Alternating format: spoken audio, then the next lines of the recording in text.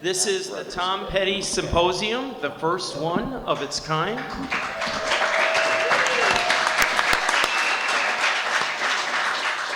And I want to introduce the wonderful guests we have. My name's Dan Spees, and I'm producing Tom Petty Weekend at Heartwood this weekend. Let's go. At the far end, we have Keith Harbin.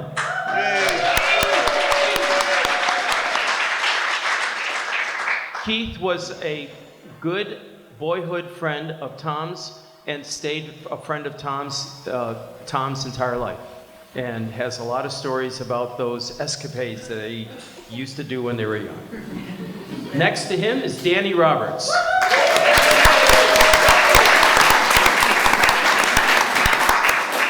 If you don't know, he was an original member of Mudcrutch.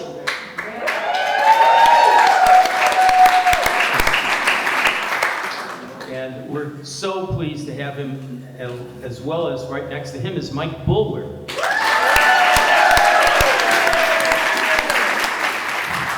And Mike has been in probably more bands than he remembers. A successful one would be nice, yeah. And also is a music historian, especially in Gainesville, but also in all kinds of different aspects of music. I've rarely met someone who knows as much as Mike about a lot of different stuff. So it's a pleasure to have him. And next to him is Bob Keeling.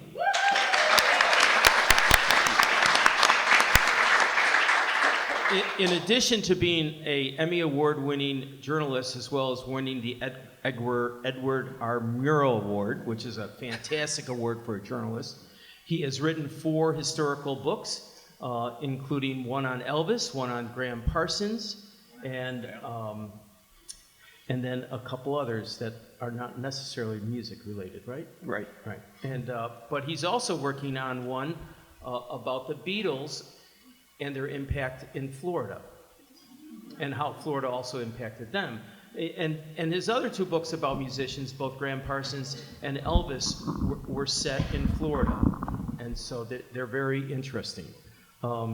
Next to him is Paul Zolo.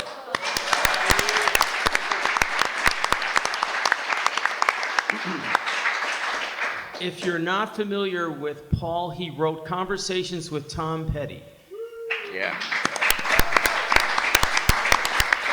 He has written for numerous magazines, including Rolling Stone, and he's also been a publisher and an editor, right? Mm-hmm. Correct? American Songwriter. Yes, that's right. And probably he's done more things than I can count. He's also a photographer and a family man. So it's Paul Zola. So I want to start out, we'll start out with you, Paul, and we'll go down the road. Okay. If you would just tell us one of your favorite memories of Tom. That's a tough one to pick, because most of my memories are favorite ones about Tom. And I've worked with other people after working with Tom, really let me know, wow, he was great to work with, especially compared to almost everyone else. He's a pro, but a genuine, wonderful guy. But when we were working on the book, it was when he was doing Highway Companion. We'd meet in Malibu almost every Saturday. And he was just in such a happy place. I'd known him before that, during his divorce. He wasn't happy, but he was with Dana. So every morning he'd come out and, well, I say morning, never before noon. That's when we would meet. His morning. He always kept rock star hours, which I respected. But we'd meet at noon, and he was just always so happy. I mean, he related some sad stories, and he'd get very sad, but he was in such a great mood. So my happiest memory is just showing up in the morning, and he was eager to get into it and talk about stuff again. Bob?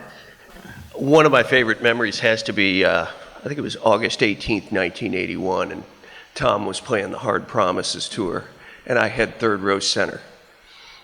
And I just had to sneak in my little Pentax K1000 camera.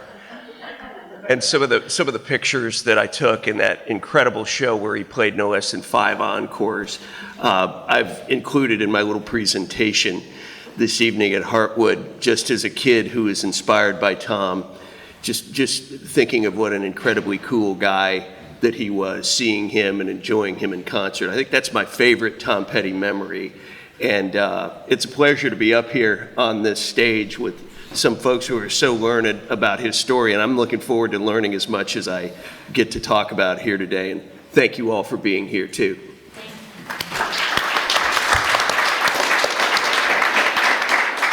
God, I wish I had a great story to tell. The couple of things come to mind. Big one is the water balloon wars between Troop 83 and Troop 84 of the Boy Scouts over there near the Holy Trinity Church. But one of my favorite stories that sticks in my head was in junior high chorus at Howard Bishop. We had a substitute teacher one day who totally did not keep control of the class, and as he was waving the baton, it slipped out of his hands and went over and stuck in the blackboard over there and kind of quivered like that. And somewhere in the back, a deep voice, as Tom had a deep talking voice, went, "Robin Hood, Robin Hood." So, a funny guy. He was older than me, so there was not a lot of interaction between ninth graders and seventh graders at that point. But I knew him since those days. So, come on, sweetheart, tell him the good stuff. Yes, darling. Okay. You know what? The first time I ever met Tom, I was playing in this rock trio that we played here in Gainesville a lot, a thing called Power, and we were playing at the University Auditorium. And Mudcrutch was on the bill. They were opening, and so we did a sound check and everything. And then we went to the dressing room, and then this little skinny, long-haired, blonde guy walks in, and he was kind of like, withdrawn, but somewhat nervous. And he goes, "Man, I just don't cut us off after 20 minutes. Let us play our whole set." And we were kind of like, sort of stoned. And we go, "Tom, just go there and do whatever you want to do. We're just having fun, And he did, and they did, and it was cool. It's the first time I ever heard Mudcrutch, and I later joined after the Power thing kind of collapsed. So it was a cool thing. Tom was a cool guy. Yeah, that's the first.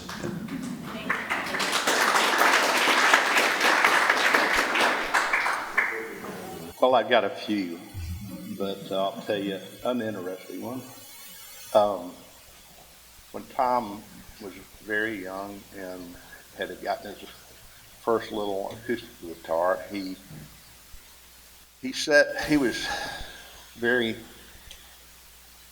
focused, and he had this little acoustic guitar, and he'd sit on the floor with his little white book teaching himself how to play that guitar. And went down one day, and he's sitting on his bedroom floor, parquet floors in the old 1950s house, and he's with his guitar, and he said, "Keith, I've written a song, and do you want to hear it?" And I wish I could tell you what it was. I can't remember that, but I just thought it was pretty incredible that before he could even, he may have known a few chords on the guitar, and I'm not a musician myself. He had put his mind to thinking about writing, and it carried him through the rest of his life. I mean, as y'all know, his writing's been the most incredible thing that anybody could achieve on this things we have never even heard of or on paper somewhere, and I hope we get to see them someday. But that's one little memory that I would say I could share.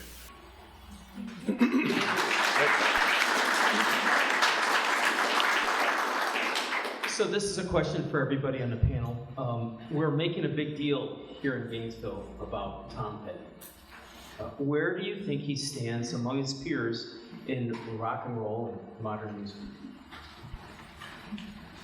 Go ahead. Okay, I'll start. Well, I think, as his fans have known forever, and a lot of people have really grown to understand, his accomplishment as a songwriter is remarkable. I mean, consider what the Beatles did. That was 10 years. He did it for more than 4 times that, but never with a weak period. I mean, there were some times of hardship. It was hard for him to write songs, but he kept writing great songs. But I think we all know, the critics never considered him like his famous friends like Dylan or George Harrison. Like, yeah, Tom Petty's great, but he is so great that he had this mastery, as we know, of simplicity great melody, and people, as he said to me and others, people think it's easy what I do, because those songs seem to have come through them. They don't seem like a Dylan song that's like someone must have worked hard to write all that, but Tom just seemed perfect, like immaculately conceived. So I know critics never quite got it, and even to this day. But in truth, his accomplishment as a songwriter is staggering, as we hear from all these cuts that he didn't even put out. And that came from, as we're saying, a great talent early on, a genius with songwriting. But he's the kind of songwriter I consider like Woody Guthrie or Hank Williams, with that kind of simplicity, that he was a songwriter for the people. So maybe the critics did get him. Some of them certainly did. But there's no question that as a songwriter, he's one of the most impactful and really amazing and inspirational songwriters of modern times. And I think his legacy will just expand as it has already.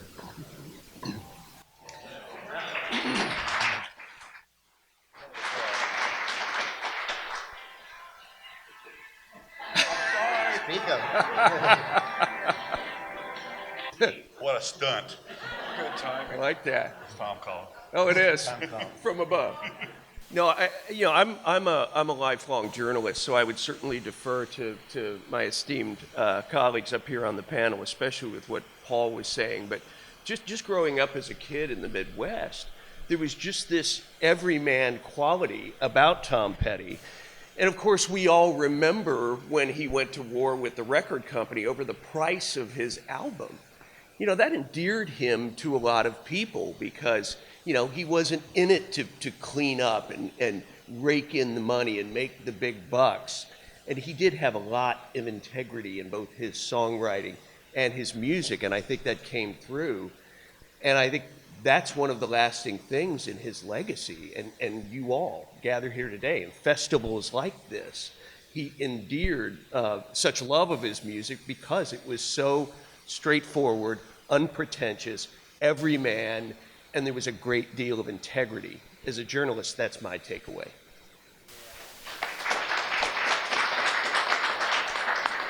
These two guys took my two best first comments, but Every Man and Hank Williams is what I was going to say, but a great story to put it into focus as far as how Tom stacks up in the pantheon of writers. Hank Williams went to Fred Rose in the late 40s and said, "I'm a songwriter," and Fred said, "You are, huh? Well, sit down and write me one." Hank sat down and wrote A Mansion on the Hill, which, as we all know, is a classic Hank Williams song. When I was talking to Tommy Ledden about what happened with the resurgence of Tom allowing the Mudcrutch thing to happen again, which, that alone should cement a big star somewhere for him. Tom Ledden had been working on gear at the RCA studios in Nashville after a long period of going to school, and he got this call one day on the way home from work, and Tom, the low voice says, "Yeah, this is Tom." He says, "No, really, who is this?" It took him Petty about 15 minutes to convince Tom Ledden that it was indeed him calling.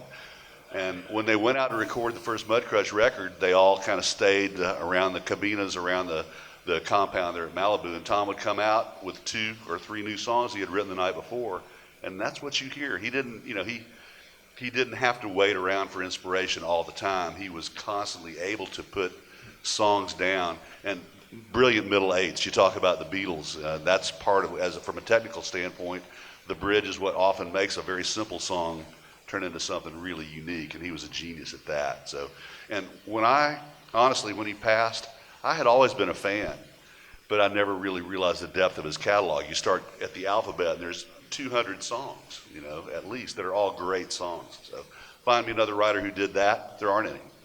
So.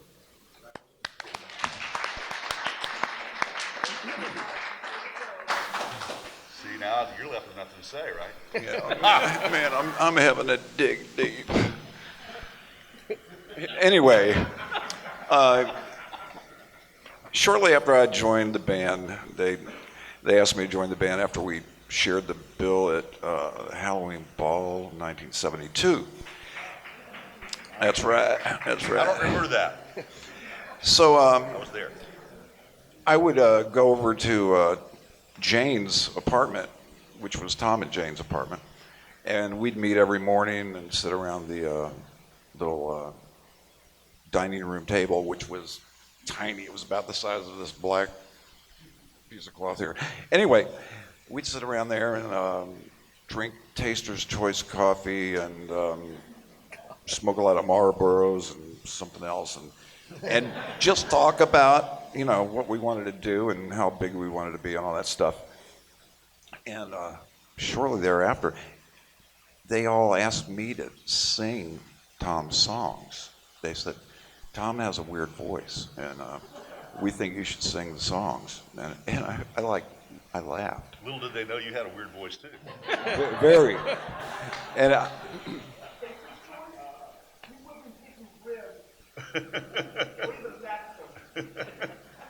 that's what I said.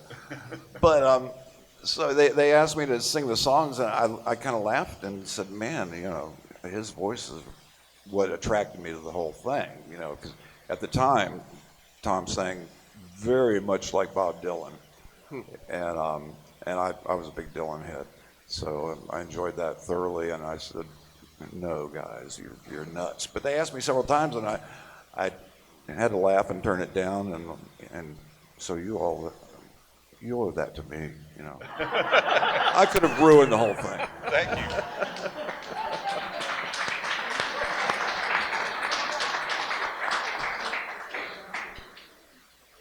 Well, he's number one for me, and I'm not a music expert, so I cannot give a fair accounting. But I will have to say, Danny was the first person that was offered a job as lead singer for Tom. The first time the Sundowners, Tom's first group, we all got together in Tom's living room, and the band set up. The guitar players, Robert Crawford, Richie Henson, Dennis Lee is a drummer, and Tom is bass. And they were goofing around. They looked at me and said, Keith, do you want to try to be the lead singer? And I said, well, I'll give it a shot. And anyway. You still do Wooly Bully really good. Anyway, they started playing, and I started singing, and the playing stopped, and they said, Keith, maybe you want to be the band manager. That's great. And that was the end of my musical career. That's awesome. That's awesome.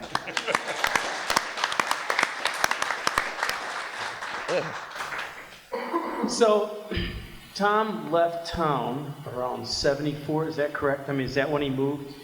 Right. Yes. Okay. And so by 78, 79, he's now has a successful record out, and he's made it. So he was here for 23 years.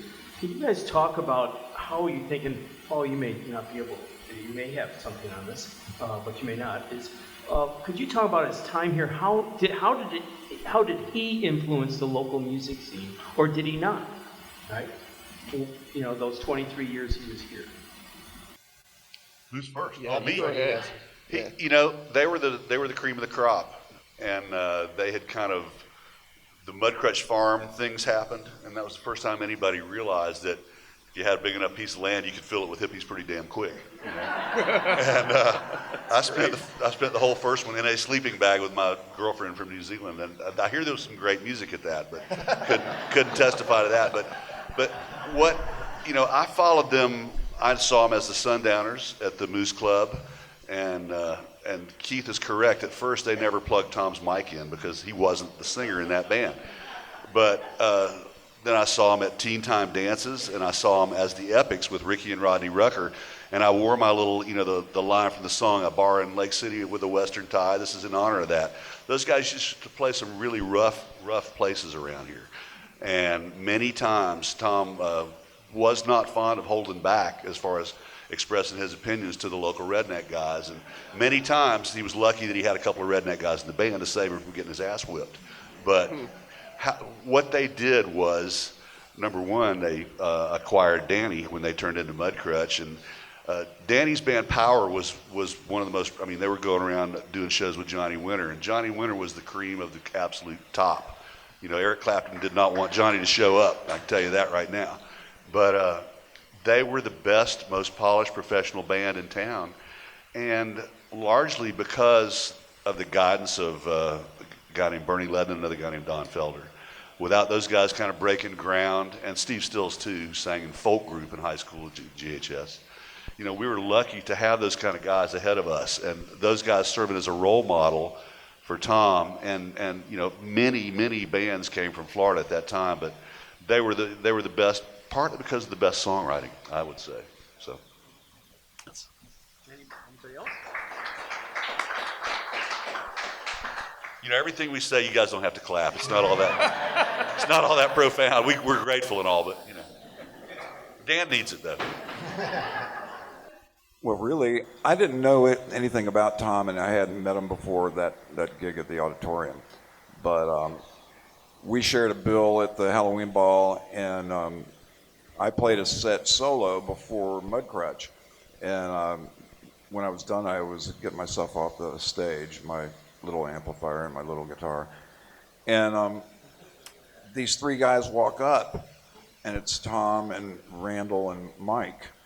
And they immediately asked me if I want to join their band. And I'm like, well, let me stick around and hear you guys, and we'll see.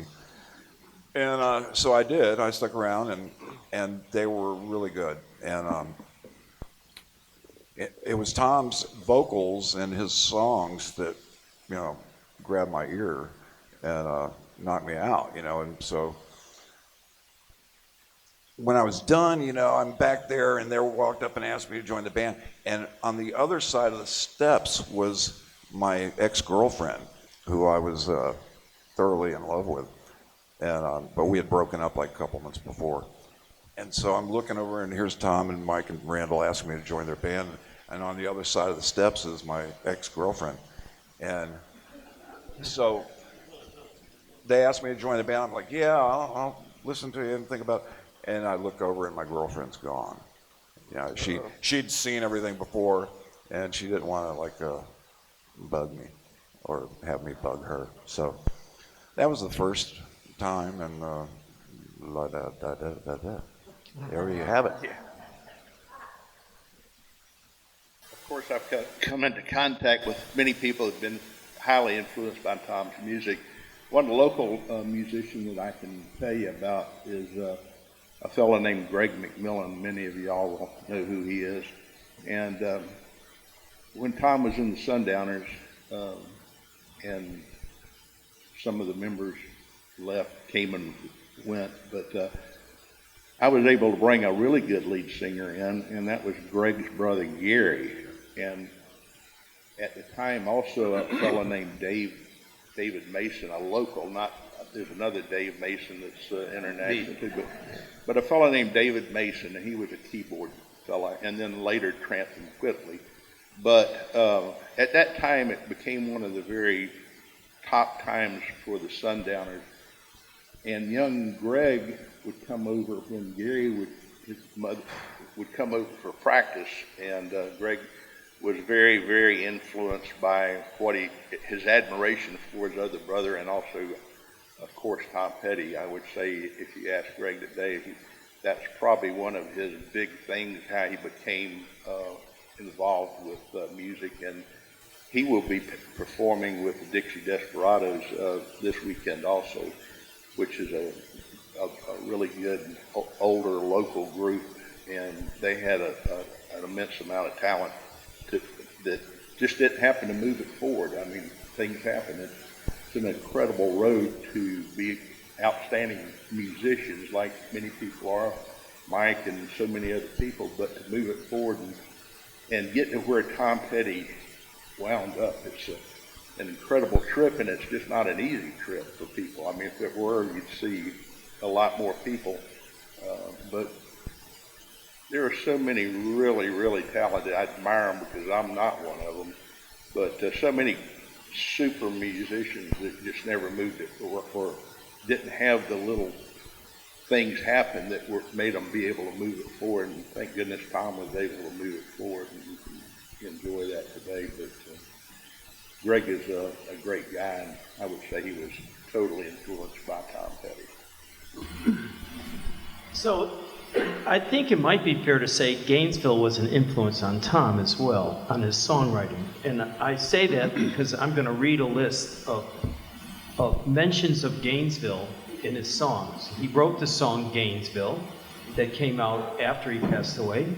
He mentioned 441, Glen Springs Pool, Lillian's Music Store, Cypress Lounge, which is now Munnigan's on 13th, Depot Street, Interstate I-75, and the Clock Restaurant, which he mentioned his dad was trying to beat the clock, but his dad would always go to the Clock Restaurant every morning. That was where he ate. And there was also area references of US 41, Kings Highway, Tampa Bay, Bradford County, Crystal River, Cassadaga, Clay County. So he was influenced by Gainesville as well as Gainesville's influenced by him. But how unusual is it that a songwriter of modern music would mention his hometown as much as Tom did? Well, in some ways it's not unusual. Tom moved away from here pretty young, but he was always, Gainesville had such an impact on him in the South. There's also bigger songs like Southern Accents or Down South. Coming from the South shaped who he was and his upbringing and his experience with his parents. I mean, all the songs where he mentions his mother and his father, and obviously that was a different dynamic with both of them, even recent songs, that upbringing shaped him and how his father responded to his music. His dad was tough on him, as we know, but he was also proud. Mostly he talked about how tough his dad was, but he said, but after I started writing songs, he'd have a friend come over. It's like, Tom, why don't you play us one? So there was pride there, and that meant more to Tom than just about anything. But Gainesville also launched him. He was very aware of the Beatles. They left Liverpool. He knew that. You got to leave your hometown sometimes to do what you want to do, and he went to Hollywood. But he went with such courage and determination. He wasn't going to fail no matter what. But never did he stop becoming the guy from Gainesville. That's who he always was to the end. And the thing that sticks out in my mind is we hear about all these great bands. You talk about power. I'm thinking, wasn't Les Dudek in that? Yeah. See, Les is a great guy. He's from Auburndale. He still hangs out there a lot at Graham Parsons' Dairy Down, which is a little historic listening room we have down there. And I see all these guys and I hear their stories, and they're part of a broader Southern context, what I call the youth center circuit that I wrote about in my Graham Parsons book. And Graham started out with Jimmy Stafford and Kent Lavoie from Lobo and this group called The Legends. And then you have Don Felder and you have Stephen Stills and the Continentals.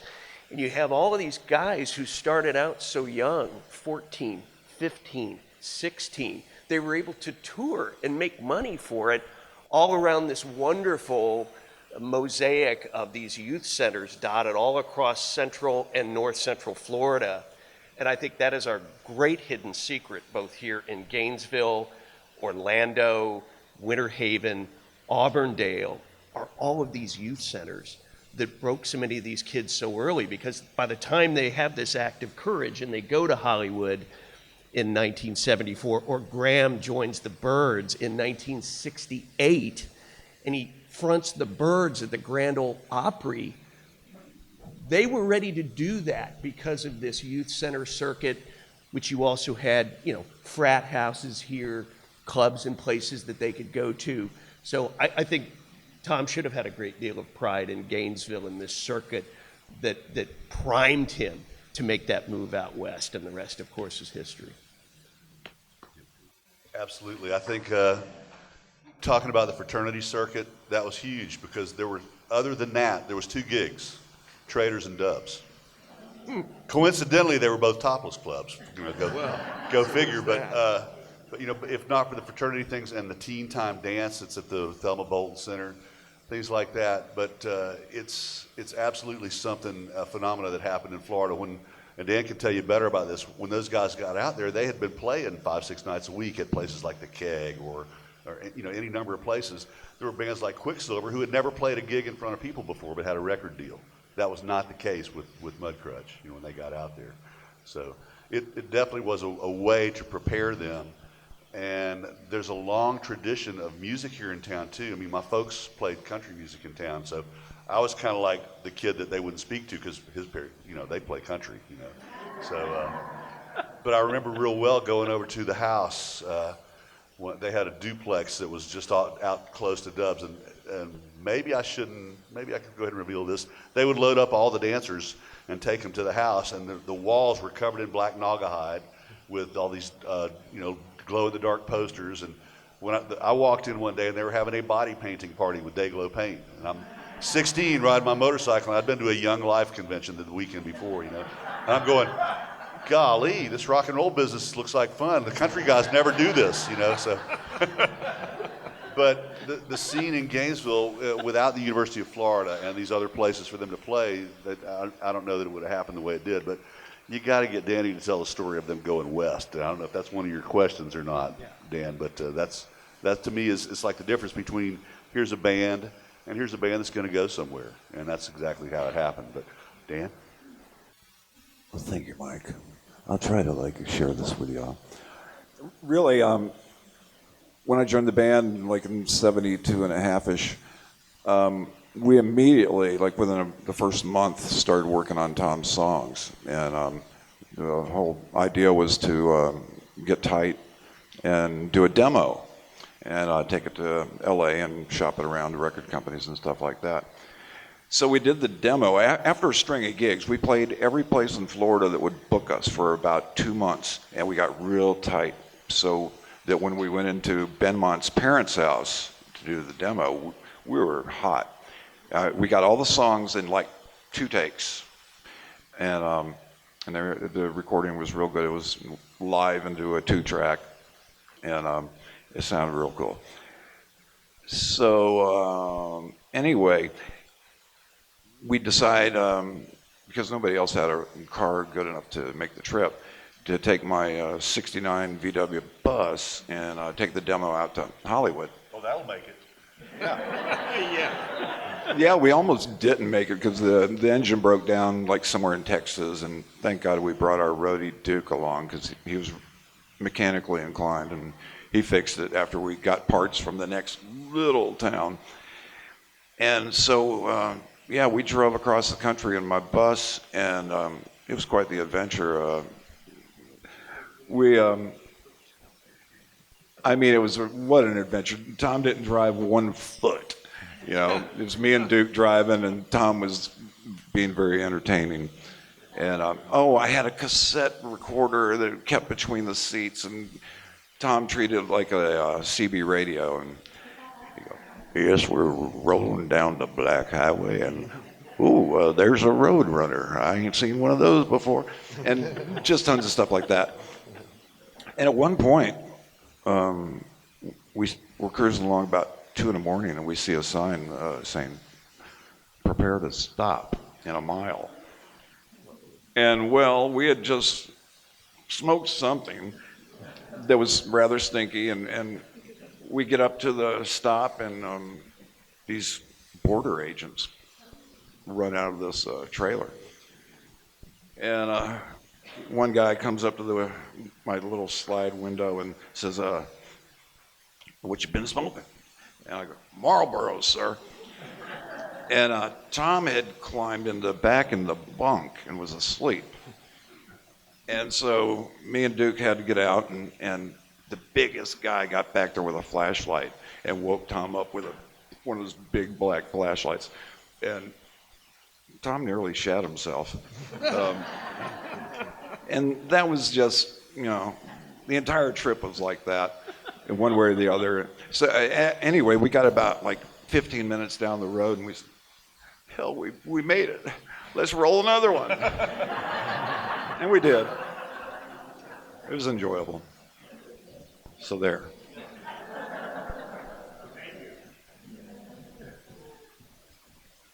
That could have gone so wrong.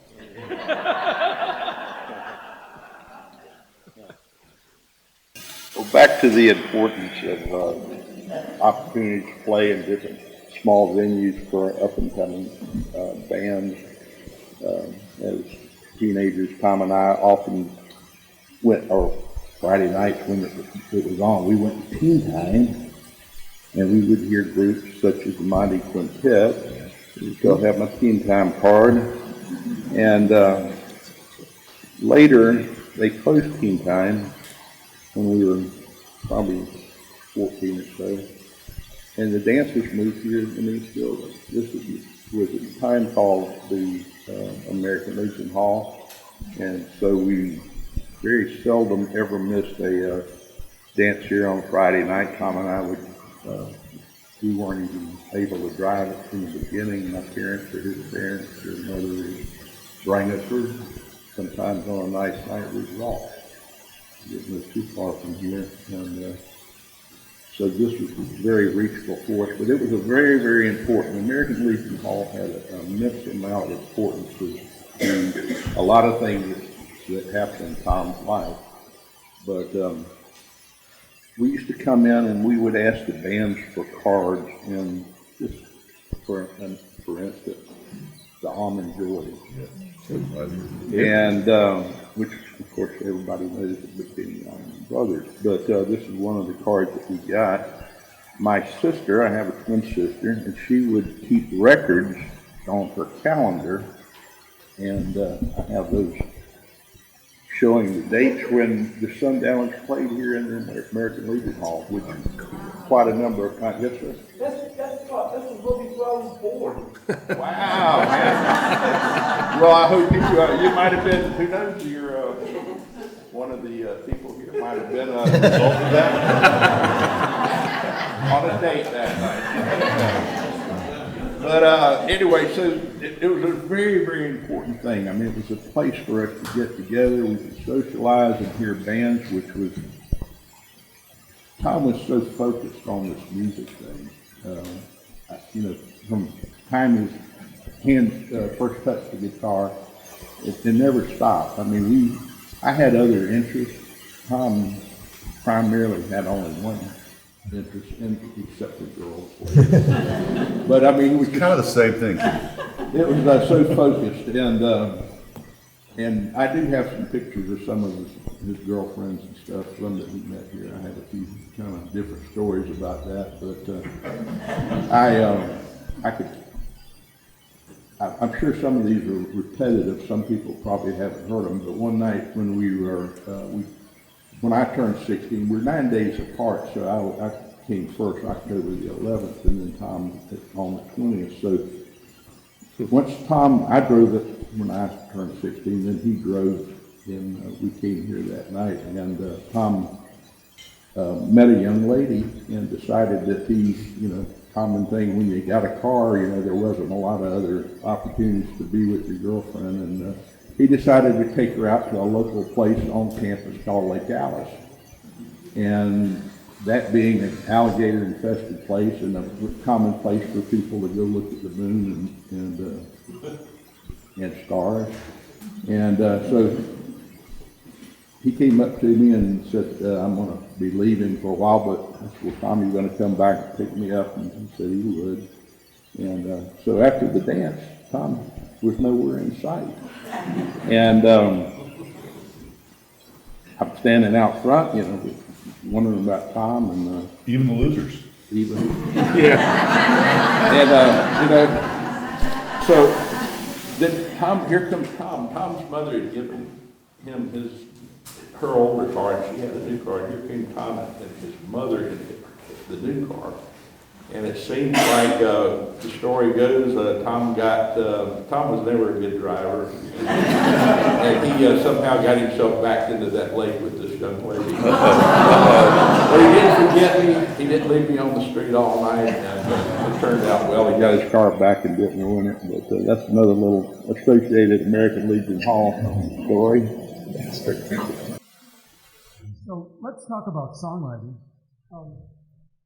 Paul, you mentioned that there's almost a perception that his songs are so easy, they're so simple, and yet you would argue that they're not. What is it about his songwriting that separated Tom from other rock and roll artists? His songs were simplistic. They had a simplicity, and that's a great song needs that. Tom knew you don't need 16 verses. You want to get to the essence of the thing. And Tom was always writing from his soul and from his heart. Always. So you sensed it was genuine. And you guys know, especially being here with all you people, to see where Tom comes from, I really can understand it more deeply. But throughout his career, he never faked it. He worked hard. He'd get inspired. Sometimes something would come through him. We talked about a great bridge. He said that great bridge for Southern accents. first time he went to the piano and played those chords, there it was. So sometimes it felt like magic, and the great songwriters can connect with that magic. But to do that over 40 years is unheard of. And we even know what the greatest songwriters of our time, besides Tom McCartney, Dylan, they just didn't have pure greatness all the way through. And Tom was really aware of that, so he was very diligent. And he said he learned early on when he got his record contract, that means I'm going to have to come up with 10 good songs a year. And he considered he'd come up with the A songs, and others weren't A's, they were B's. And he said he would work really hard to get the B's good enough that they could get on the album. A lot of them never made it, but that was from work. You know, there was the inspiration and the mastery of the craft and the love of the thing. When you're saying that was his one interest. He said that many times to me when we were working on the book. He goes, you know, a lot of my friends, they like to go on a boat or they want to go to, you know, around the world. This is all I really love to do. When I'm not writing songs, he loved record making. And he loved writing songs for other people. You know, to do Mudcrutch again and write great songs for them, there was nothing he loved more. But at the same time, he worked really hard. He said it would have been easy for him to go out to all the premieres and be a rock star, but he knew he had to stay home and write. And it was sometimes tough, but he loved that. But that takes a lot of solitude and a lot of time alone and a lot of work. And sometimes it was really frustrating. There were great times when he was happy, but other times it was hard for him to get that place. So it wasn't always easy, but he never let go of it. That was always his mission to the very end, to do the finest work. And of course, as we know, we got the greatest musicians, some of the greatest musicians in the world, many who just came from this town, amazingly. So in every aspect, it was the touring, the performance, the musicianship, and the making the albums. And as his career went on, a lot of this became easier. He was really tortured when it came to recording at first. He hadn't mastered it, and it was harder before digital. He had to do things over in real time. And sometimes it was really hard because he had a real high standard, and he never lowered his standard. So his accomplishment is really remarkable, but it didn't just come from nowhere. He had great talent, but he never let go of it. To the end, even when he wasn't in great physical shape. He was out there at that tour and giving his all every night. And unlike a lot of great people, he, as you guys know, really connected with his fans and never wanted to let the fans down. Didn't want to charge you $1 more on his album. When he thought that, he just assumed his peers would join him immediately.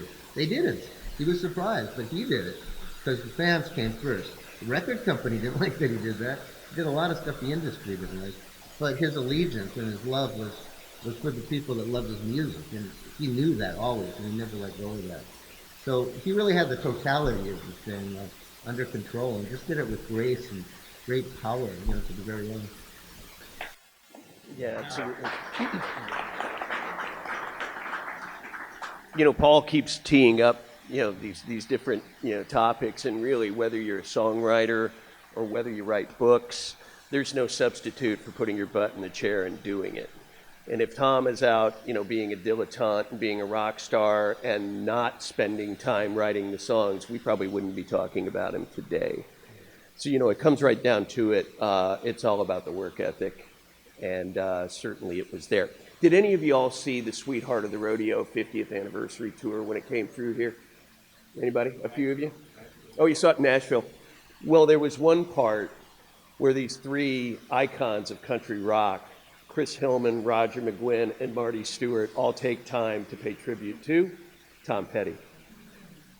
And there's no greater tribute when you have one of the godfathers of country rock, Chris Hillman, sing You Belong Among the Wildflowers, and talking about the beautiful simplicity of that song, and paying tribute to Tom about, hey, Tom, were you going to produce my record? Yeah, I guess so. Why don't you produce it yourself? Well, I could, but why don't you? Well, maybe I could. And finally, all the back and forth, Tom agrees to do Chris Hillman's record. And then Roger talks about, the early comparisons of Tom Petty and the Heartbreakers to the Byrds. And then Marty Stewart pulls out his mandolin and does this beautiful bluegrass version of Running Down a Dream. And, that's high praise. I'm not a songwriter, I'm just a writer, so I can't comment on Tom's songwriting, but I can tell you when you have those kind of tributes from artists of that high esteem, it says a lot. And that was a fantastic show to see, and the tribute that they all paid to him was pretty remarkable. You know, Marty, I've known Marty since he was 16, and he says very commonly, I worked for two people in my life, Johnny Cash and Lester Flatt. He went on stage with Lester when he was 11 years old. I met him when he was still with Flatt. And from a technical standpoint, Tom's writing is conversational. When you listen to the words in Southern accents, you nail it, Paul. I mean, that, to me, that's the one that puts me on the floor every time. And he's saying this song to you as if he were having a conversation with you. And I tend to write Faulkner novels instead of haikus when a country song is 3 minutes long, folks. You got to get to the point, But I can, and the point that Paul made about this spectacular band, that Tom had the great vehicle for interpreting what he did. He knew that if he took a great song to those guys, it was going to be great when they got done with it. And if all you have to do is watch the Heartbreakers with Dylan and with Johnny Cash, and you understand then that they were a band that transcends any attempt at pigeonholing them into a genre. They could literally do anything, especially that damn Benmont. That guy, Without him, I mean, Campbell's a great guitar player. All the, Howie and Ron both great, and Stanley, of course, is a great drummer, as is the new guy, they like to call him. Only, 25 years now? But that particular, Steve, great drummer too, but that particular vehicle for those songs, with any other band, it would not have been the same, in my opinion. So that's, as a songwriter, you like to think that when you create this child and set it loose to run, that it's going to run into a band like that. That's the great joy. Come on, honey, it's your turn. Okay, when we came off the road after doing that string of gigs all over the Sunshine State, we went to Benmont's parents' house and got ready to do the demo. And Tom showed us this new song that turned into Depot Street that we hadn't worked up yet. And he didn't have all the lyrics for. And so after we worked on the groove a little bit, he says, well, I got to finish this thing. And he walked over into the half bathroom that was over by the front door and walked in there for about 20 minutes and came out with the last verse. And it was killer. And we recorded that we did the demo, but then after we got the record deal, we wound up going to several studios. But we wound up at Village Recorder, where a lot of people, Steely Dan, and all sorts of people did their albums. And so we tried that song like about 20 times, and we weren't getting it. And so we started again. Tom counted off, and just at the end of 1, 2, 3, 4, we see Joe Cocker and a guy named Henry McCullough, who was playing with the Wings at the time, and they walk in. And so we all perked up, and that was the one that wound up being the take, that wound up being the single. The story goes on, but I won't share that with you right this moment, because there's children here.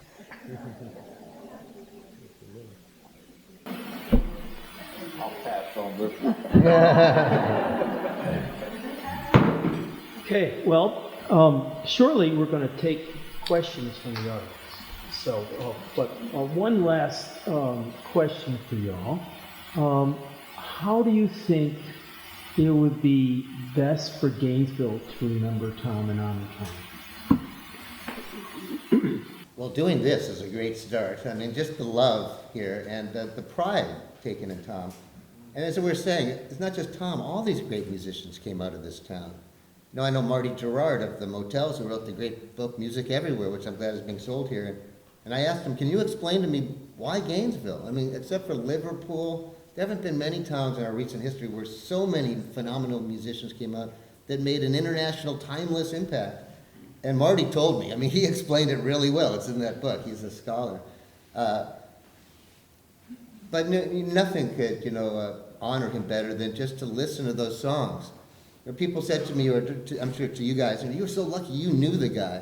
Well, if you know his songs, you know Tom, because that was real. He wasn't contriving those songs or trying to fit a certain style ever. he was singing from his heart. And that's one of the reasons it was so great, because he loved rock and roll. He was connected to the original juice of rock and roll. Met Elvis. I think you might know about this. A little bit. I mean, what was the name of the movie that Elvis was making when he met him? Follow That Dream. I mean, if a writer came up with that, that would sound like hack writing. It's like, come on, follow that, that's too much. But that's the reality. And he never let go of the dream. And he realized these guys were amazing musicians. And when he got to Hollywood, he had several opportunities to become a solo artist right at the beginning. Like, let's just do it as a solo artist. And that's the common way in Hollywood. You step over your friends to get to the top. Not Tom Petty. He's like, no, this is the band. And he knew that. So he had a certain really brilliance and wisdom about the whole thing and got smarter. He gained a lot of almost like folk wisdom about how you do this, how you write songs, how you make records, what matters the most. So it was all real, and nothing mattered more to him. So the greatest way to honor him anywhere is to listen to his songs and live inside of them and let them be part of your life. But here at Gainesville, I mean, it's just a thrill to talk to you guys that, we're here where he played and knew the people and were part of his life. Talk to these guys, get the real story, because that's what it's really all about. That's the real history. And Tom Petty is going to be is an American treasure, and he'll be remembered for a long time. And these guys were part of, the foundation, which came from this town. So take great pride in Tom's history, but love the music. I think that's the best way to go. And if I can pick up too on the fact that Paul did such in-depth interviews with Tom, and I don't think I fully appreciated the effect of meeting Elvis, what it had with Tom Petty, until I read Paul's book and was able to visit with him. We emailed back and forth, and I actually quoted that in my Elvis Ignited book, because it was a watershed moment in Tom Petty's life. Lighting the fire, then seeing the Beatles on Ed Sullivan and realizing, wow, you could write your own songs and you could do this as a collective. And I'm glad you mentioned Marty Gerard's book too, because I think one of the things Marty talked about was by the time these guys, had played around town and then went off to try to chase their dreams, they had about 1,000 hours of live stage time. So they were ready to go. These weren't posers like some of the guys you'd see on the West Coast who really hadn't performed live much. These guys had done it. Another reason I came here is because I actually want to propose 2 historic ways to remember Tom Petty. And I'll tell you the first, and I'm going to save the other one for my presentation this afternoon. But there is no reason why there shouldn't be a statue to Elvis and Tom Petty in Ocala. The bank is still there. SunTrust Bank is still there along Silver Springs Boulevard. If you go back and watch Follow That Dream, the little jalopy that pulls up to the bank, with Elvis and Annie Helm, and they get out. That bank building is still there. And Tom watched them film that scene, as you all probably know if you studied that. But why in the world isn't it commemorated better? Sure, absolutely. Listen to the music. Celebrate his legacy here. But I do think it all started in that little town square in Ocala. And if anybody starts any sort of drive towards like a statue of the passing of the torch, the meeting of icons, Elvis and a little Tommy Petty, I'm in.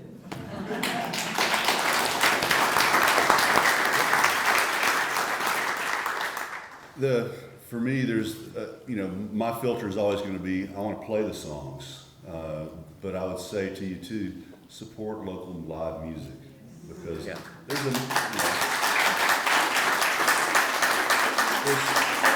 we're fond of saying around here that there's just something in the water, but there's another Tom here, that's waiting to be heard. I mean, I did a show to raise funds for Hurricane Michael people last weekend. This 14-year-old kid came out that blew everybody's doors off. Now, he may not be the next big thing, but the point is support the local music, and we will find out. A quick story about the Elvis thing. We're going to have to talk a lot when we get done here, but my mom and dad used to play a lot of music, and they played a thing down in Ocala, and it was Johnny Cash and Elvis and my dad's band, the Florida Favorites, and they were kind of the backup for everything. And my mom said Elvis was really cool. He danced, he sang, he moved his hips, the girls screamed. And she said Johnny wasn't really very good as far as quality singer, not a great guitar player. But She said you could not take your eyes off him. You just couldn't do it. And that's what Tom had. When he walked on a stage, everything went up like that. So honor him by, like Paul says and Bob say, listen to the music and support musicians. You know, I mean, the definition of a musician with no girlfriend is homeless. So we need your help. That's what I'm getting at here. So. That's great.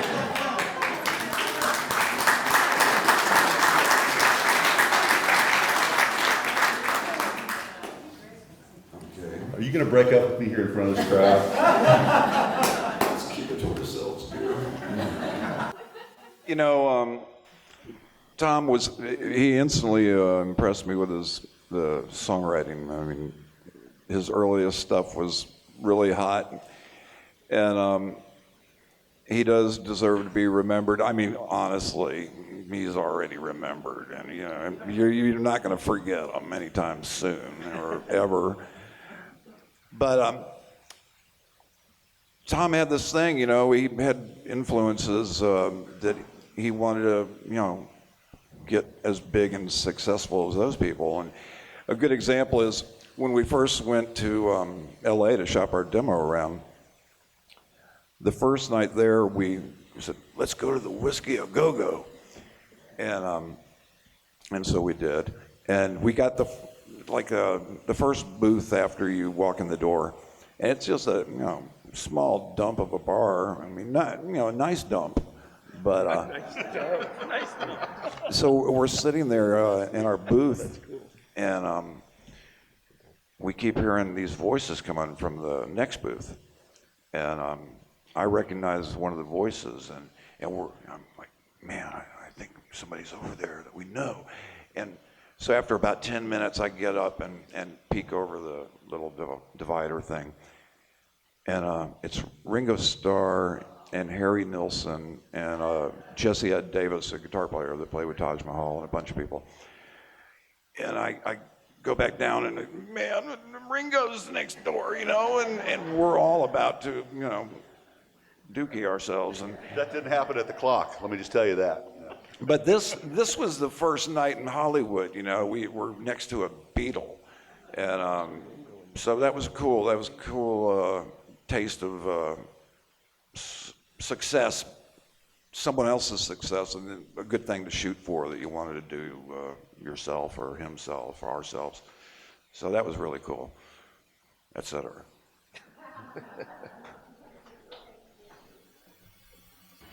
Well, I'll say after Tom's passing, I had this thought in the past, and a place that we'd oftentimes been in our boyhood days was a park in northeast Gainesville, and so I had a thought about renaming that park Tom Petty Park, and thankfully last year many of us attended that dedication, and it's been a really, really great thing.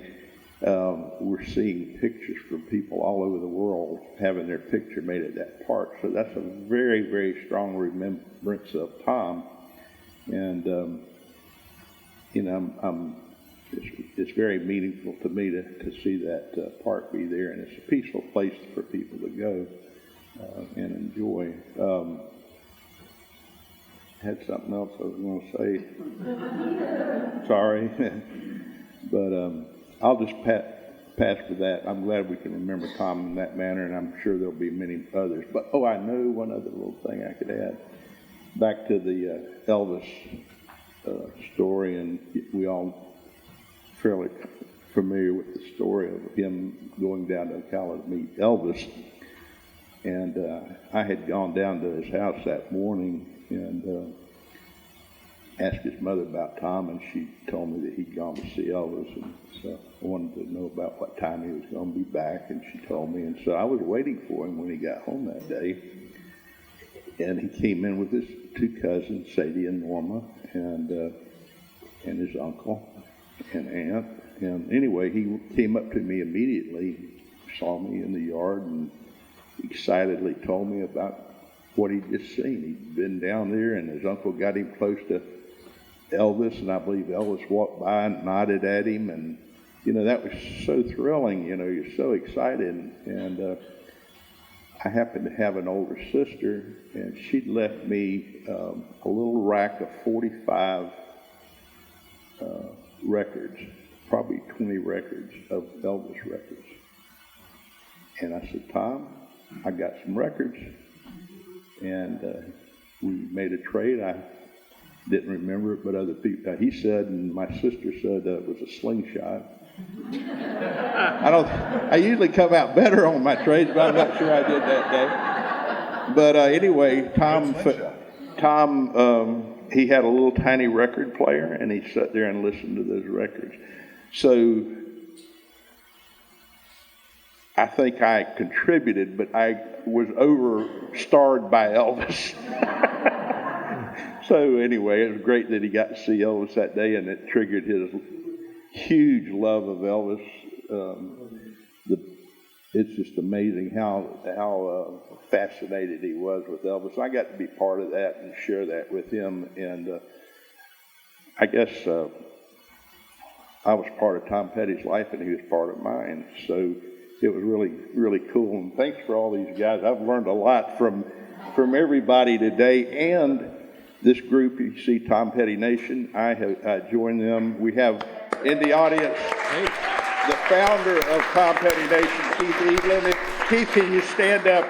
Because you're kind of a small guy.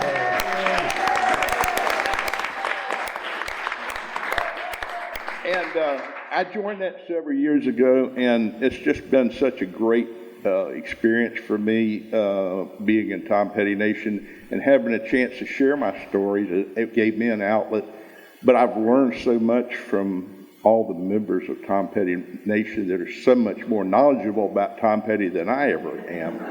I mean, and this group, every day I can hear something new. Today I learned many things that I didn't know. So, the outlets out there, if you're not a member of Tom Petty Nation, jump on there, because those people are experts. Also, I wish we could have every one of them sit up here and give their stories, because they've all been,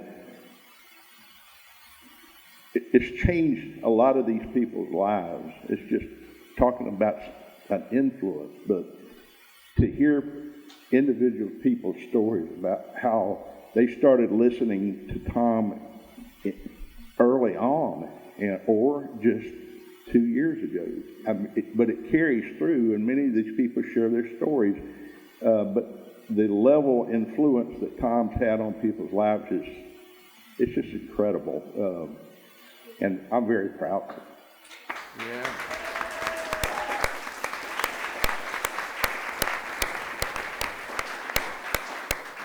Bob, you wanted to add something? Elvis was like Johnny Appleseed in Florida for rock and roll.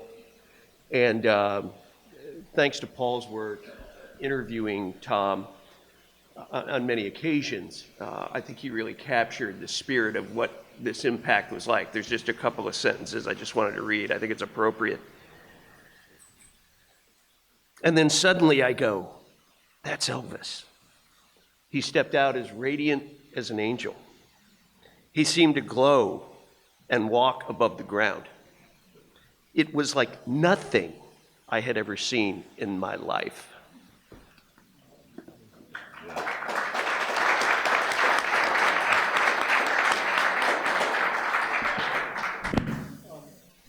I would be, if someone would like to ask a question of the panel or of an individual member, come on up, and I'll give you the microphone, and give your name, and then address who, whether you're addressing a panel or someone. I'm not Elvis, but I'm Dave.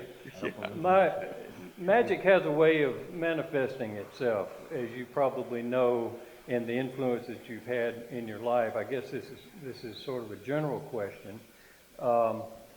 Tulsa was kind of an important piece.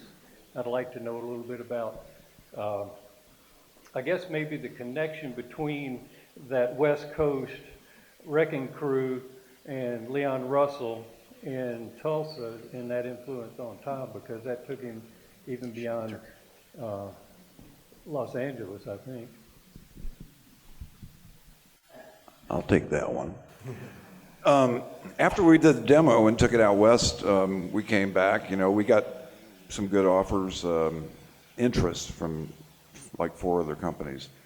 And we had decided we're going to go with London Records, mainly because that was the Rolling Stones American distributor, and we thought that was pretty cool. And then plus the guy at London, a guy named Raoul Abeta, amazing I could remember that, after brain surgery.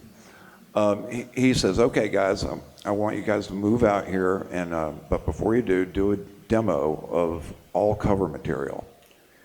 And so the night before we were gonna leave, we're over at our roadie's place, and we're finishing packing up the truck with everything, and but we're all set up and doing a demo of all these cover tunes. I wish I had a copy of it because we had Smoking in the Boys' Room with Tom singing, and several others that were just classics. And so we're getting amped up to go play some gigs. But the phone rings, and it's Denny Cordell from Shelter Records. And we knew him because he had produced Whiter Shade of Pale, and he produced Joe Cocker's first record, and Leon Russell, and a whole bunch of other people. So we were like, wow, Denny Cordell called, and he wants us to come to Tulsa on the way to LA. Well, it wasn't exactly a straight shot, and we had to change routes and go a little bit northward.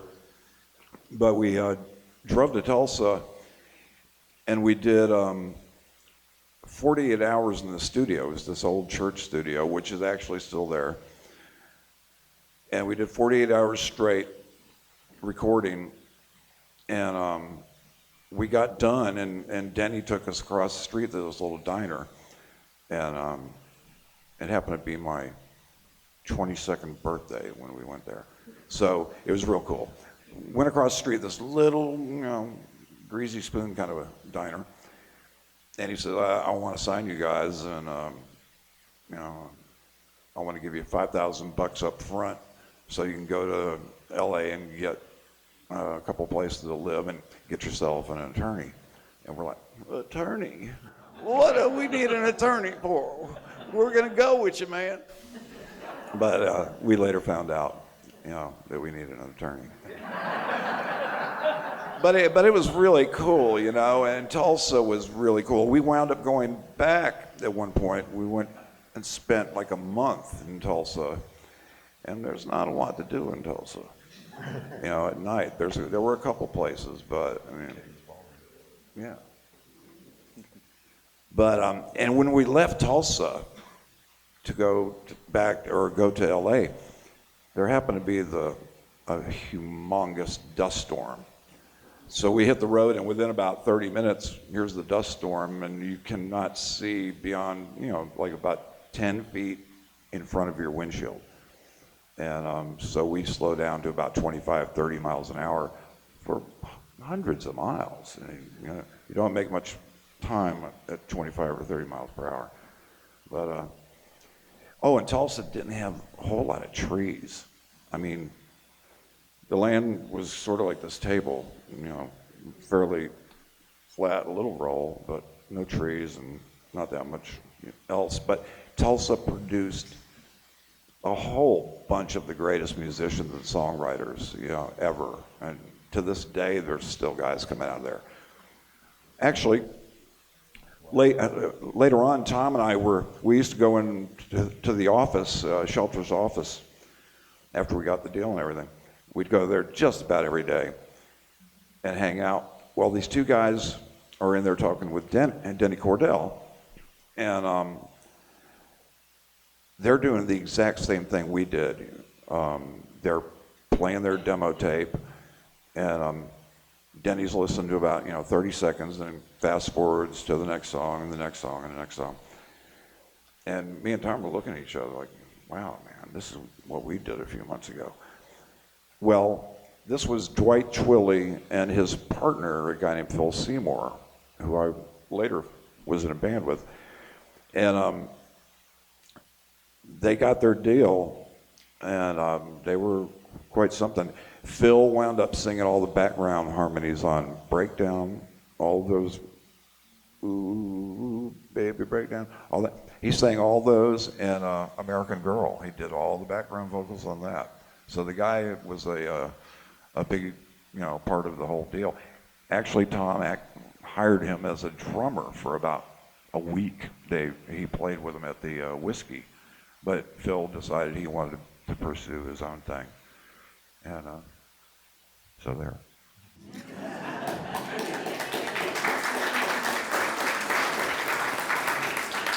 Anybody else want to come up? Want to come up so we can get you on the microphone? Okay. All right. Yep.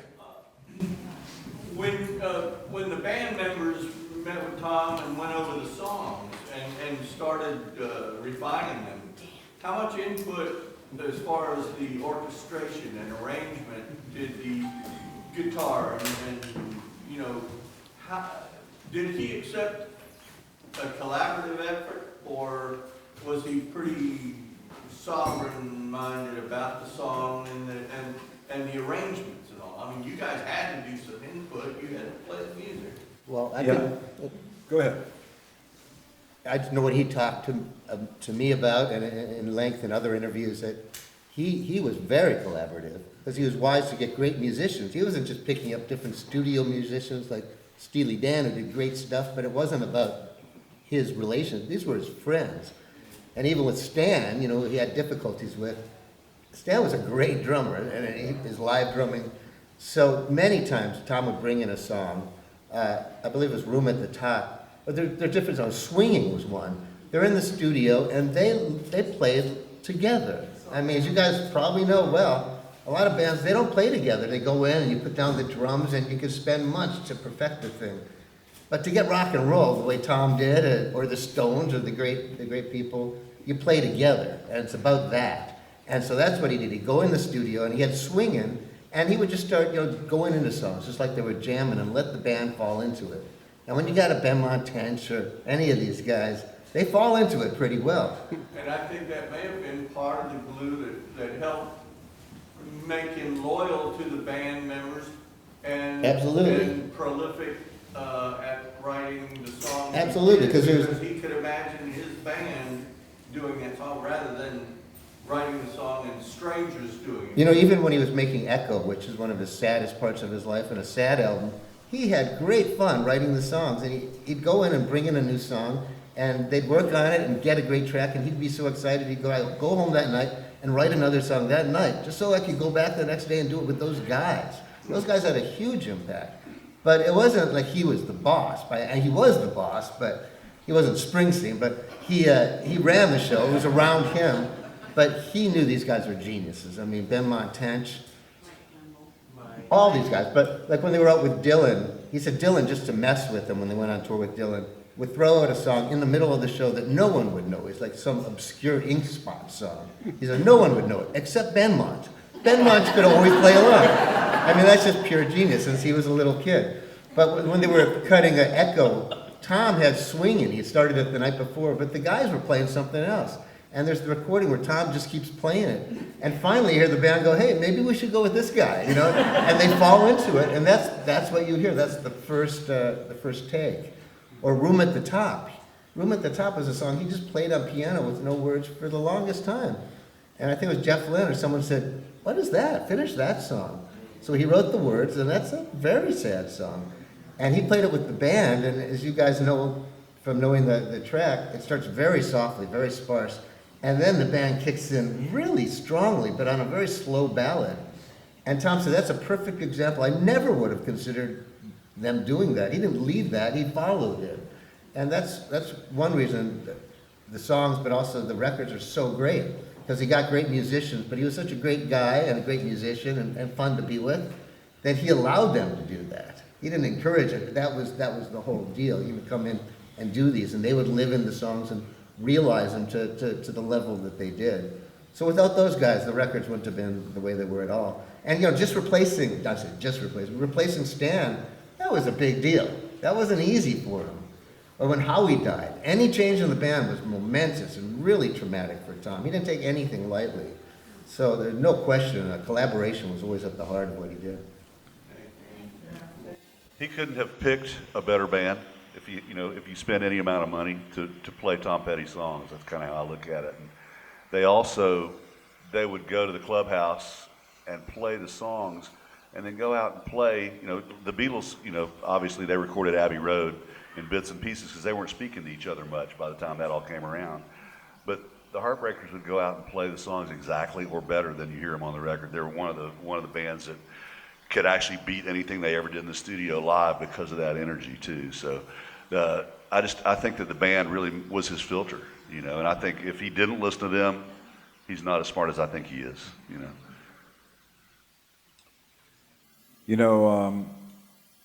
Tom wrote such strong songs that he didn't have to assign parts or anything. Occasionally there was Benmont, shine for a moment here, and Mike, play your country style guitar at the time. But he would just do stuff like that. For the most part, like 95% of the time when I was in the band, he would pretty much show the song and everybody would do their thing, and he wouldn't mess with anything unless he had a real, special idea. But he was just a strong songwriter who depended on everybody to do their thing as strong, so it was cool. By the way, I left the band because I was trying to get Stan in the band. Randall, the drummer we had, was a really good drummer, but at the time he was really overplaying. It wasn't working in the studio. He has since become a great drummer. I've seen the stuff and heard the stuff that he's done with the last 2 Mudcrutch albums, and he's totally pro, on the money. But at the time, I was trying to get Stan hired.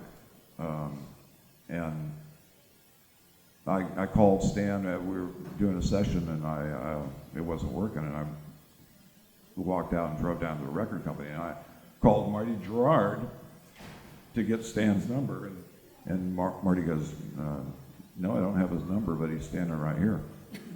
And so I talked to him, and he was ready to do it, but they wouldn't do it, mainly because Tom is such a loyal guy with his friends and partners and players and everything. He really, right to the end, depended on his buddies from Gainesville. I mean, he wound up with the Heartbreakers. Everybody was from Gainesville, until towards the end when they hired, yeah. But yeah, he was a very, very strong loyalist, and you gotta respect him for that. So, there. Another question? I grew up in Gainesville and attended the University of Florida in the early to mid-60s, and already the band, to me, what I remember is coffee houses, folk music, Mark Fowler on WVVH, and people, bands like Peter, Paul, and Mary coming to Gainesville and the university, and I wonder how much of a connection do any of you all feel to that decade, which was already, it looked like a fertile ground. The folk scare, we used to call that. When it almost caught on, yeah.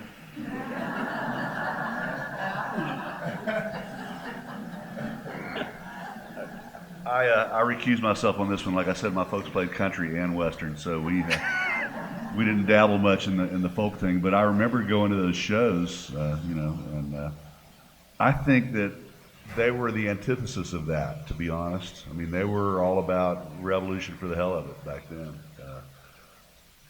Whatever, like for example, whatever my parents were doing, that was not what they were going to do. They weren't going to play country at all.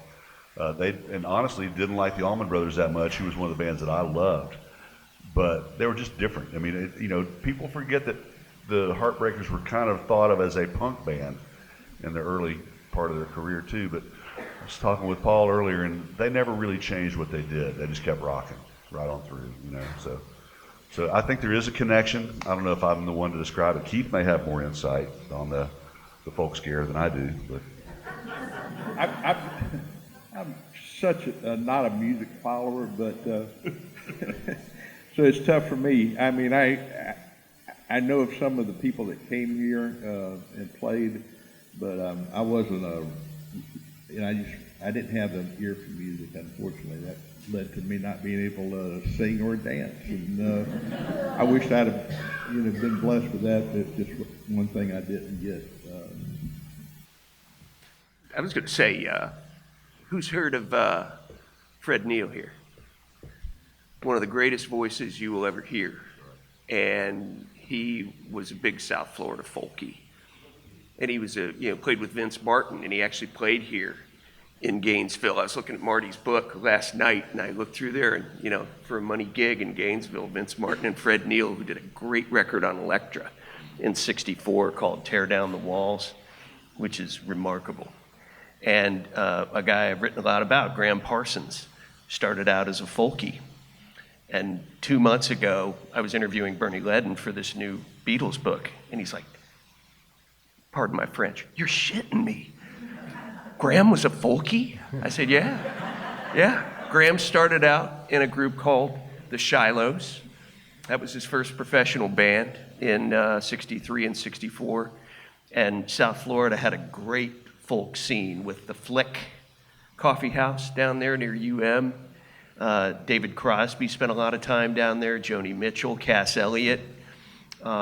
So it may not have caught on big here with the folk scare in Gainesville, but in other places it was a big damn deal. And Fred Neil is right at the top, and he was a huge influence on many, many musicians. And I'll add, there's no question that Tom's songwriting was enriched and informed and inspired by what came before. And as we mentioned, he loved Elvis. He was connected to original rock and roll. But, he loved Bob Dylan. Bob Dylan came right out of folk music. Yes. Like Tom, Dylan played rock and roll first, and then he became a folkie. Then he went electric again, as if it was the first time. But it was Dylan that changed the arc of popular songwriting in a real way by showing people like John Lennon that you could put poetry and your real feelings in a song. Lennon said before hearing Dylan, he never considered it. And then he wrote a song called Help. And he said that was an authentic cry for help. And that was the well from which Tom drew. I mean, he loved the Byrds. The Byrds' great success was doing, obviously, Turn, Turn, Turn by Pete Seeger, one of the kings of folk music. And of course, doing Mr. Tambourine Man. And they had to, they were still a pop band, so they cut out a lot of verses of Mr. Tambourine Man so it would get on the radio. I asked Crosby, why did you cut out verses? And he goes, because it was too long, obviously. I mean, folk music could go on for 17 verses. But that had a big influence on Tom. And, we were saying how his songs were conversational, but they were always poetic, too. But he just had that perfect balance of being conversational and real, and then just putting in a few lines, and then we would revel in our abandon. Not necessarily conversational, but poetic. But he wouldn't overdo it, that you'd have to, study the song for hours and figure out what exactly is he saying. His meaning was clear. But the whole, bed of folk music and how it affected popular music in our time, that's where he came from. So I don't think he would have been the same without that. And the person who Dylan credits with giving him his first gig in the Village was Fred Neil. And going back to the Bernie interview from a couple of months ago, he's here in Gainesville and he's playing with the Mondies. And he says, it's 65 and I hear the Byrds. Turn, turn, turn, and it lit a fire under my butt because my bandmate from the Scottsdale Squirrel Barkers, Chris Hillman, is playing bass in the Byrds with a Beatle haircut. It blew my mind. The other thing I think you can't underestimate is it's the guitar. The guitar is the folk instrument. It's portable. It's loud enough that you can accompany yourself, but I can't imagine, and there are plenty of other stringed instruments, but that's the one that ties the folk period together with folk rock, with rock and roll, with country, with everything. It's the guitar. You had an answer, you had a question right there? In the blue, no, in the Ma'am? front row. Okay, you. Yes, this is me. Is there a mic? No. Okay, great. So I just finished buying all the books I could find and all the CDs I could find on Tom Petty for this museum. And the I have your books, and if you'd like to sign them afterwards, we'd be very grateful, number one. Try to stop us. Yeah, really. That way they can't send them back. That's right. And I'd like to ask everybody on the panel, I think you can tell that we're going to have an exhibit here at this museum, and we're starting with Tom Petty, the early years, and then subsequently we will be collecting materials, memorabilia, and so forth, and become a repertoire, have the whole repertoire as much as we can here. So I love that calendar. We want to see it up close. I might have a few things for you. Yes, I think you probably do. So we'd like to ask you to look in this direction for loaning us those materials, and we'd be very, very grateful. While I was buying all these books, including some of the ones written by people on this platform here, I found that the most recent ones have taken a peculiar turn. They are very scholarly. There's one on philosophy, for example, written by all the people in the book are professors of philosophy. There's another one that has the sociologists, the fashion people, the psychologists. What did it all mean? How did people, and it's sort of a whole new tactic that is different from what musicians are focusing on and historians. So one of the questions is, have a look at that, see where you're going, and are you writing any of you new books or new articles in any of these directions? And for the musicians here, I'd like to ask you if you'd like to contribute any of your musical works to the museum. Either you can make copies on CDs or the actual CDs themselves. We have our library across the street, and we really want to build up the music emphasis. Beautiful.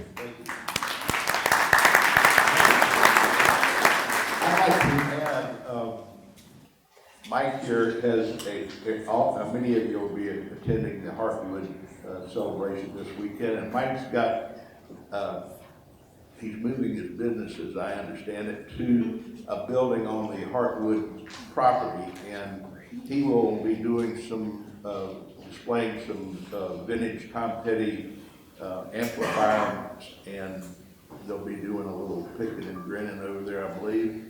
And also, I will have a number of personal photos of my life with Tom. I've printed over 50 that I could share, and some other memorabilia, which Mike's been nice enough to give me a spot in his building to do that. He's a nice guy, But I think if you have the time, and he can tell you a little better how to get access and what hours it could be.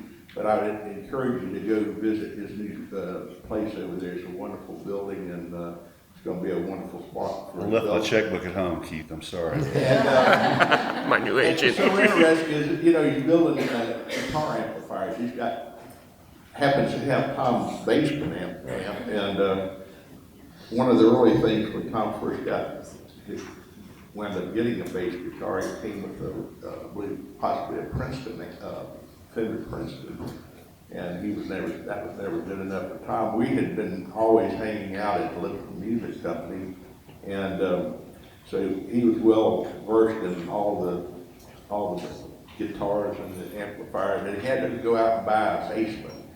And wow, I believe he's got that top of that amp at his place that you can see. But that was a big deal to Tom, and he had to have that bassman amplifier, which made his bass guitar sound like he wanted it to. And so it was very, very good. And thank you for all the questions are very interesting. I've learned a lot from these guys' answers. It's very Quick story. Marty Gerard and myself and my partner Tom Holtz and a couple of other people Gary Gordon were on a panel here a few years ago. And I brought Dwayne Allman's Gold Top Les Paul, the one he played on everything from Statesboro Blues to Layla here.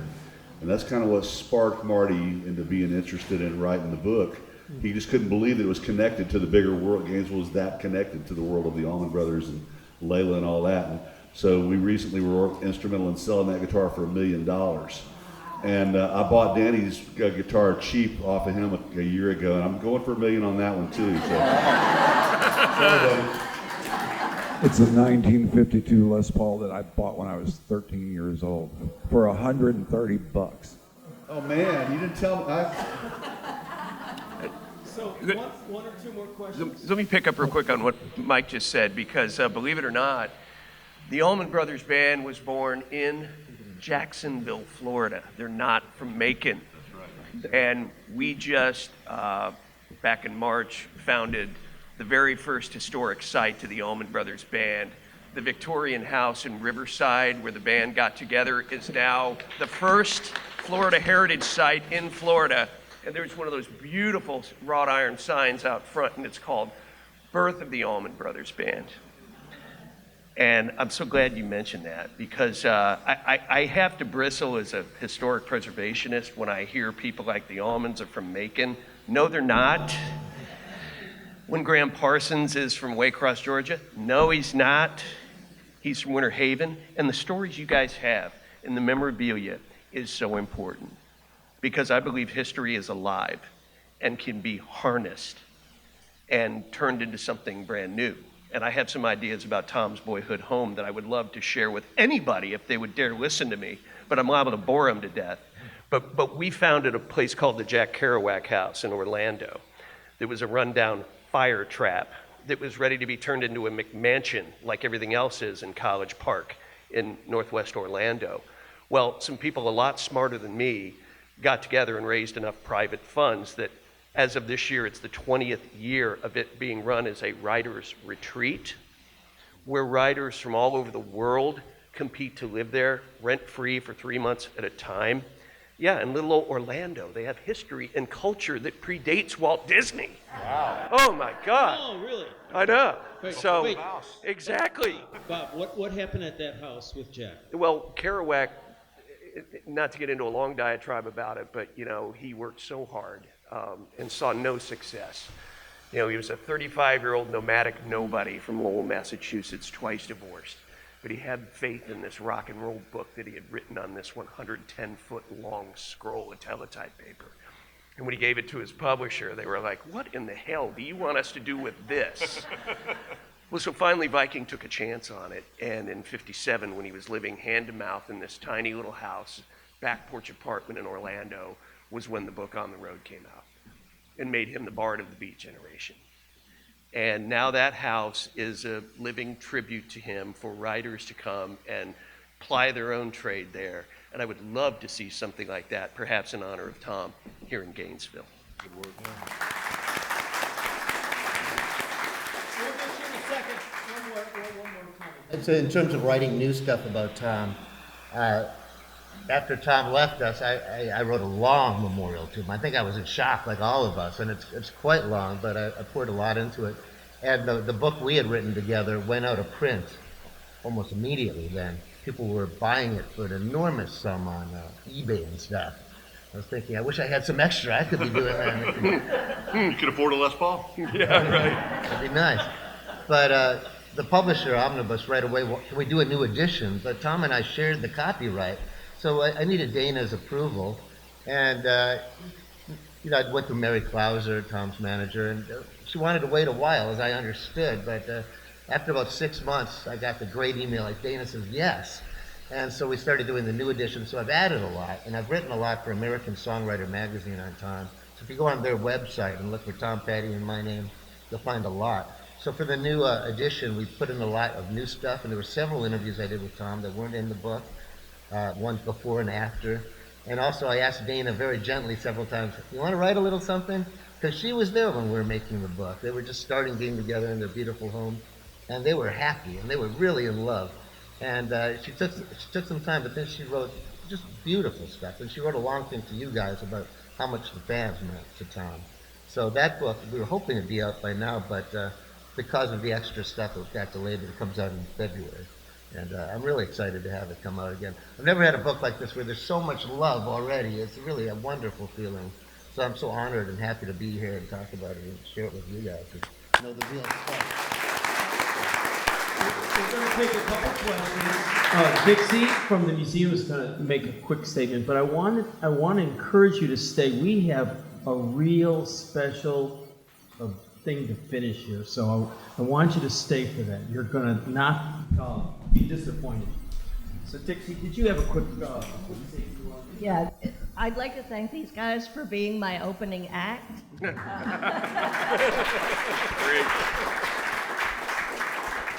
Matheson Museum is just so pleased and so honored that these guys would come here today. They're about to do a massive weekend, but they took time, and that's why we're early this morning, so we can get them on their way and they can get their things together for the rest of the weekend.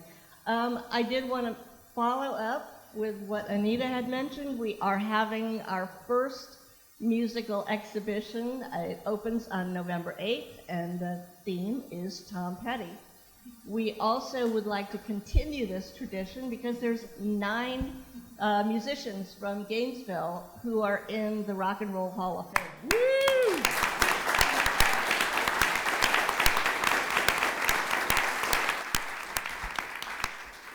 So we appreciate that enthusiasm.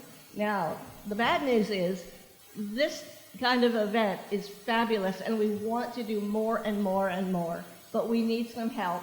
So if you appreciate this program and you'd like to see more like this, there's a donation box right out front. So please help us out, and we appreciate you all coming out. And please come back and see us. Our exhibit will be open for about 2 months, so you've got through the holidays, and please come and see us. Thanks. And I want to put in a plug. If you're not familiar with Tom Petty Nation, if you go to Facebook and type in Tom Petty Nation, you'll find that there's 35,000 followers or members. Wow. And it's a great source for information and fellowship from people that love Tom. So there was a couple other questions real quick. Yes. I just wondered if on your off time, did you guys ever go fishing or throw a frisbee or anything like that? Or, I mean, what did you do to decompress? Stomp bunnies. I'm kidding, Melanie. I'm kidding. In my time with them, there was no spare time, and there was nothing else other than working on the music and working on what we're going to do with the music, and also drink a lot of coffee, instant coffee, and smoke a lot of, everything. Anybody else? So I'm actually currently working on the exhibit right now. I'm really looking forward to just being a part of it. Younger than most of I think the crowd here, but I think it kind of speaks to his musical legacy here. I'm an old soul when it comes to music too, so. I know this is a little unfair, but to choose favorites. But could you guys say whether from like Blood Crutch or the Heartbreakers, or of course his solo album, what's among your favorite Tom Petty songs and why? But you don't mind me asking. You go, Paul. To start? A lot to choose from, some big And you can't forget Traveling Wilburys. There's a lot of songwriters it's really easy because they don't have a huge selection. That's an easy one. With Tom, that's not easy because there are truly great songs from every part of his life. But the ones that I think really get me the most are the ones that weren't hits, but are just phenomenal. So I would go with maybe Insider, which he wrote to be a duet because Stevie Nicks needs a duet, write a duet, and he came back with that. And everyone said, wow, we didn't know you'd write that, And it was so good, they recorded it, and Tom said, I want to keep that for myself. So he recognized, and so much of his soul is in there. I've been through the fire, I walked through the briars, and just the sound with Stevie and so much soul, and just the greatness of it, even though it wasn't a hit single. I'd say that's my choice at the moment, but it could change at any minute. I don't know, I just think going back to when I was a kid and falling in love with the music, I think my favorite single is The Waiting. I just think that's my favorite Tom Petty song. You know that? It's The Waiting. It is the hardest part. Well said. And then Free Fallin', probably again. It's just visceral. It really. It's just they stick with you, and I'm sure these learned gentlemen probably have better takes on it. But purely from a fan's point of view, those two stick out for me. Quick story. After Tom passed, I had a quick occasion to talk with his little brother Bruce, who's a friend of my little brother's. And when I got Bruce on the phone, it was like his speaking voice is very much like Tom's. It's that low, cultured, southern, northeast Gainesville voice. And for me, it's southern accents. You know? Yeah. But I also would have to say that Echo is one of my favorite songs. And Running Man's Bible that he wrote for Howie, basically. That one, you know, if that doesn't describe rock and roll musician's life, I don't know what does. But, you know, he's got a giant catalog. But if I had to pick three, those would be my three. And whatever Dan says.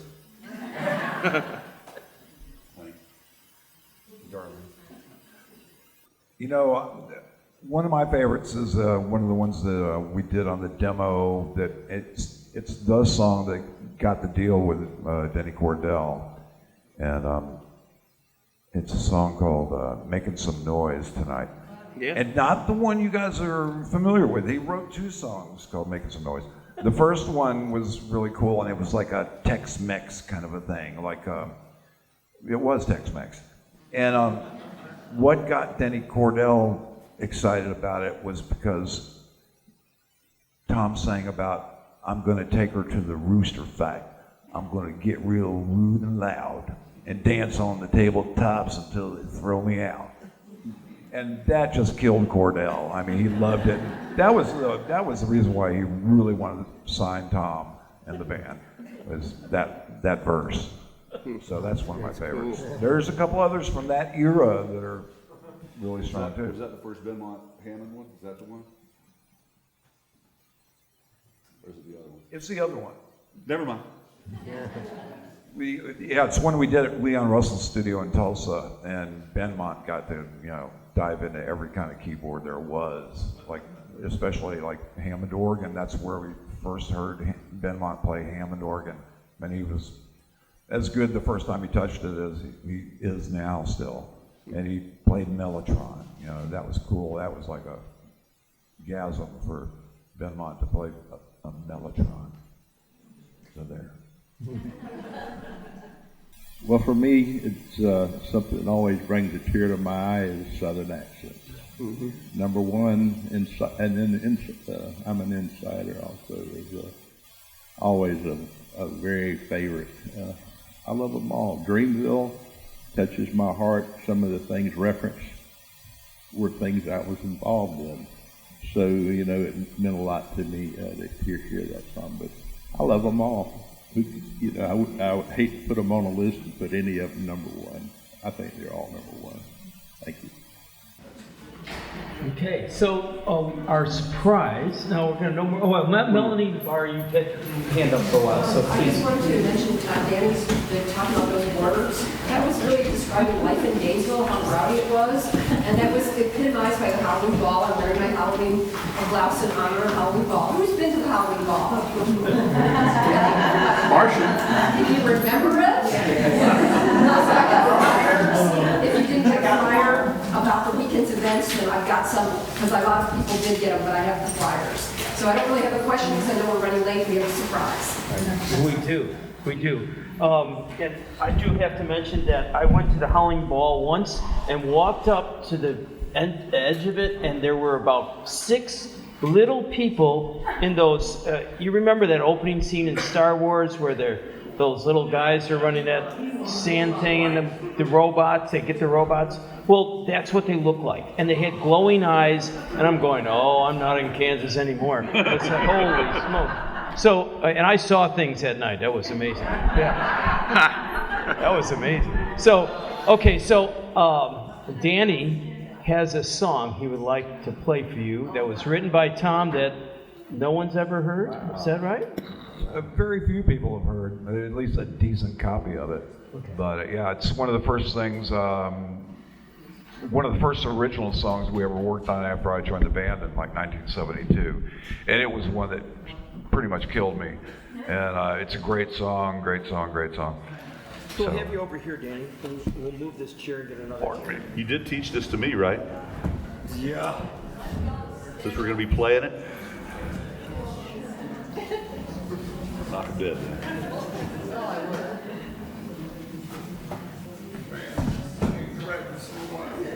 We're going to use Is this microphone? Are you going to sing? Yeah. Oh, yeah, he's going to sing. All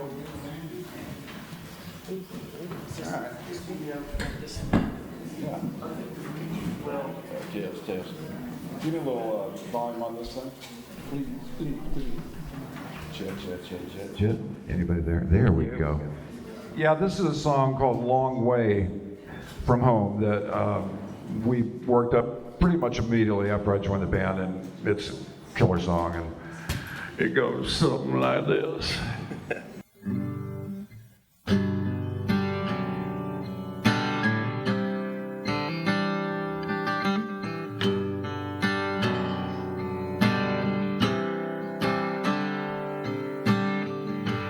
I don't want to hear your whole life story.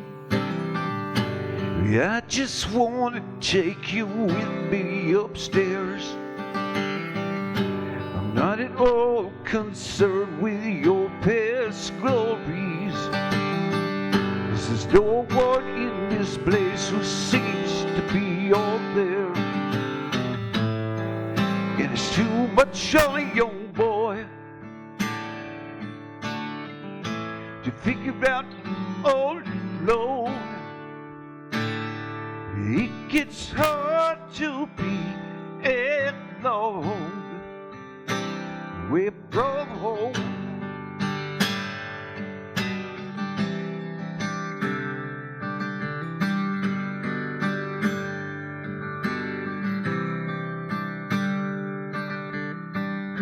But I don't want to spoil the chance of a lifetime. I just want to cover up a few mistakes. You don't get another chance of a lifetime. You just rely on lucky breaks. And it's too much on a young boy to think about all alone. It gets hard to be alone away from home. Yes, it does.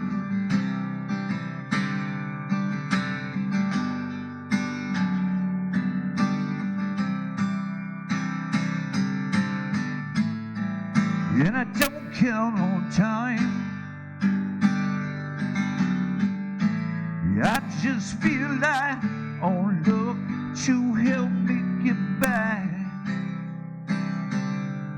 I need you to see that I try. I need time to see if I survive.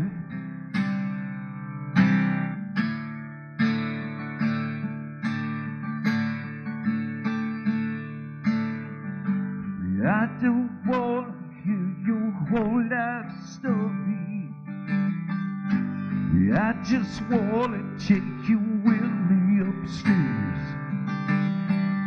I'm not at all concerned with your past glories, 'cause there's no one in this place who seems to be all there. It's too much on a young boy to think about all it long. It gets hard to be alone. It gets hard to be alone. It gets hard to be alone. We from home. This is where Ben Mar always comes in.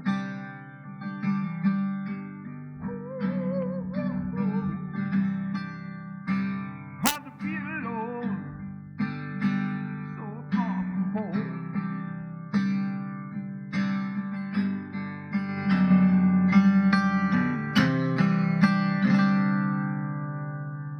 So there. Thank you very much.